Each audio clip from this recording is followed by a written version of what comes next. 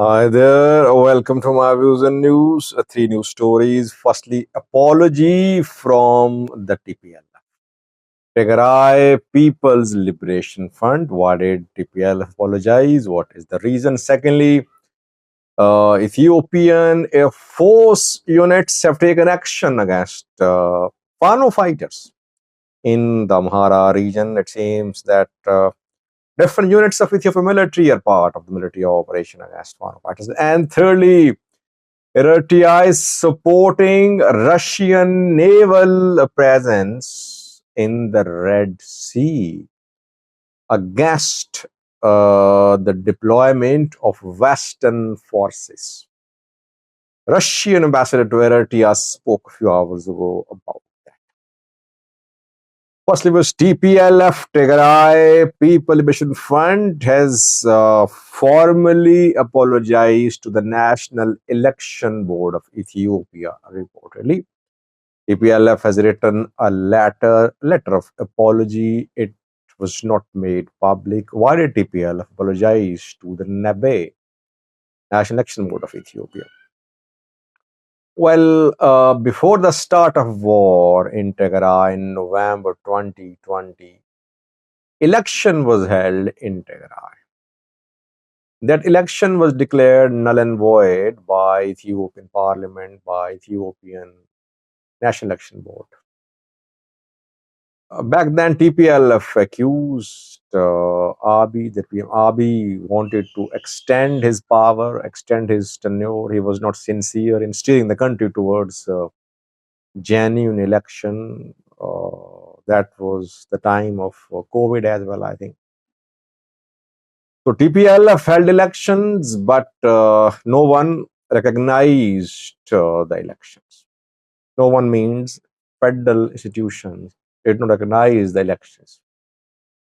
And then war broke out after the war ended. When the war ended, the two sides signed the Pretoria peace deal. In Pretoria, TPLF agreed to dismantle its government. It acknowledged, it admitted that the election held in 2020 was not legal. TPLF was a terrorist party. It was declared a terrorist party by the parliament in 2021. But after 2022 peace deal, TPLF's terrorist designation was removed. But it could not get restoration of its status. NABE refused to reinstate TPLF as a political party. NABE said that it was against rules. Then last week we saw that Ethiopian parliament approved a law to enable TPLF to regain its political status. After the law was approved by the House of Representatives, Tigray People Liberation Front wrote a letter to the NABE. Letter of apology. Apology about what? Apology about the election which TPLF Tigray held in 2020. TPLF seems to be admitting that the election should not be held. The election was illegal. Maybe this apology is necessary for the reinstatement of TPLF as a political party. So, ground being prepared, progress being made towards TPLF's restoration of full political status, enabling TPLF to contest election. Election in Tigray will be held soon. No date announced so far. Getachew is interim president of Tigray. Definitely, he's not the chosen president of Tigray. Election will be held.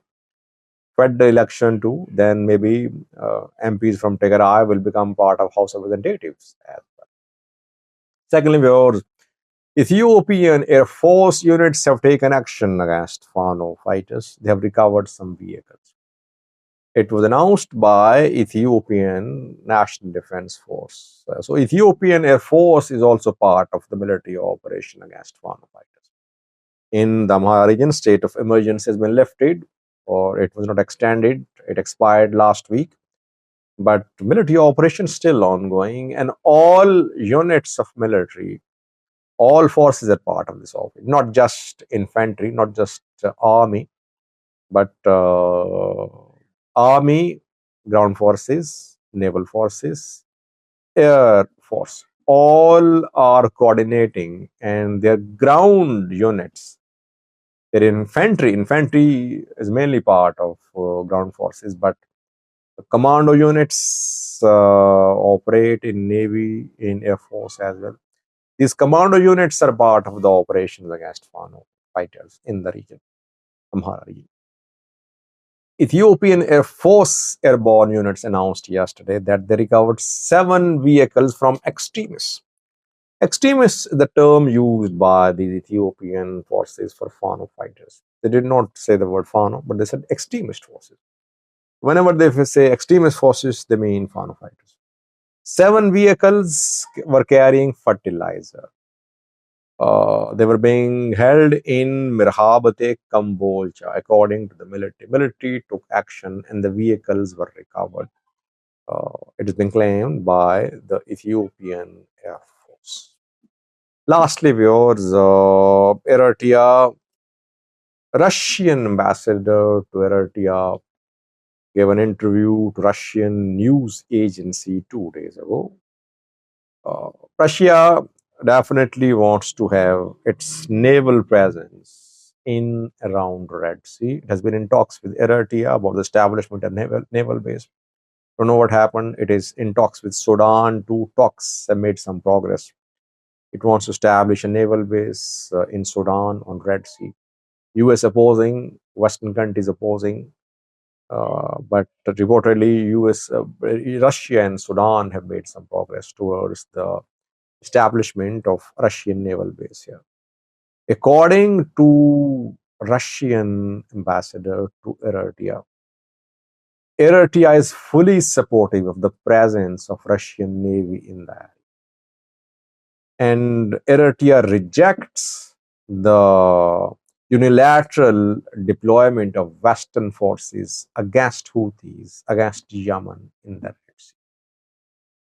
No direct statement from Eritrea, but Eritrea did not deny this statement, which is being claimed by Russian ambassador.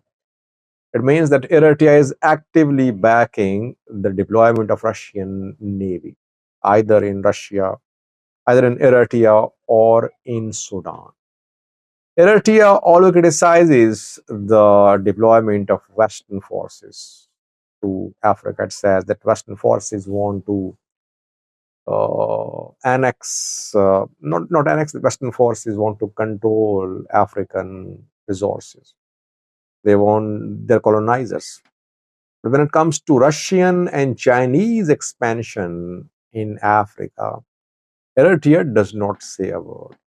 Eritrea is supportive of South Korean mineral exploration in Africa if South Korea is ready to give share to Eritrea. It is against the presence of American and Western countries, American forces in Western countries in Africa. Why? Because Western countries, US impose sanctions on Eritrea. Eritrea believes that they supported TPLF. TPLF waged wars. That's what Eritrea says. Just a few days ago, EU extended sanctions on Eritrea. Sanctions were imposed 3 years ago, but sanctions have been extended on Eritrean intelligence agency and Abra Kasa, the intelligence agency chief. So Eritrea is supportive of Russian naval deployment in the Red Sea, according to Russian ambassador to Eritrea. But what happened in terms of the talks between Eritrea and Russia for the establishment of Russian naval base there? No one knows. Maybe the deals are being finalized behind closed doors. Eritrea does not make such deals public. Russia won't either. We don't know what has happened so far. But the two were in talks about the establishment of Russian naval base in Eritrea. And they've been in talks for years.